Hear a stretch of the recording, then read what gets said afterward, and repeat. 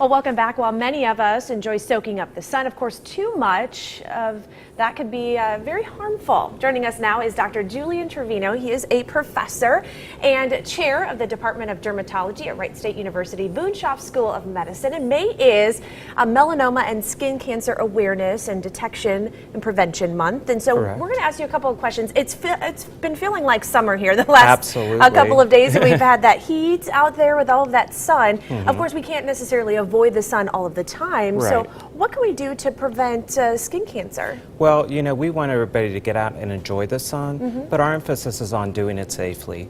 So a few things to think about are think about the time of day when your activities are. If you can try to do your outdoor activities a little bit more toward the early morning hours or the later afternoon, you'll miss that peak sun. The other thing is if you're going to be out in the sun, protect your skin. And a couple ways to do that is get yourself a great sunscreen, and a hat with a brim on it is awesome. Now, when you're going to the store and you see a lot of SPF numbers, and then we have some that are specifically tailored towards children, does it really matter which one we get? I think it does, and I think that there's a few basic things to keep in mind. I tell all my patients a minimum SPF you should look for is 30.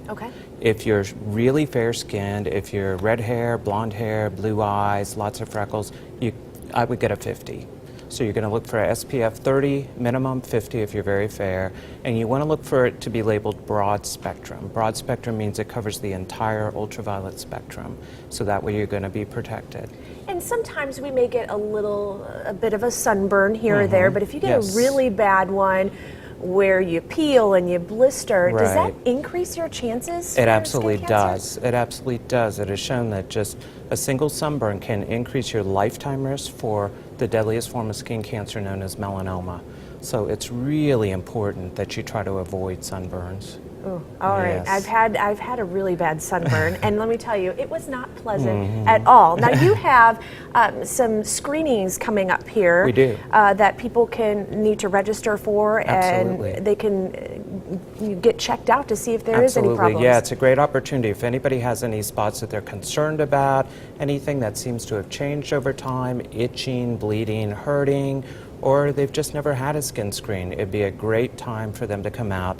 We have a great crew of dermatologists that are going to be doing this free of charge. It's a service to the community, and literally we found things at the screenings that have saved people's lives. Really? Yeah, absolutely. And what do we need to be looking for if we just notice any kind of mole maybe or something that doesn't look like it should be there? Absolutely. You know, things that have changed. That's why I encourage everybody, get familiar with your skin, know where all your bumps and lumps and spots are.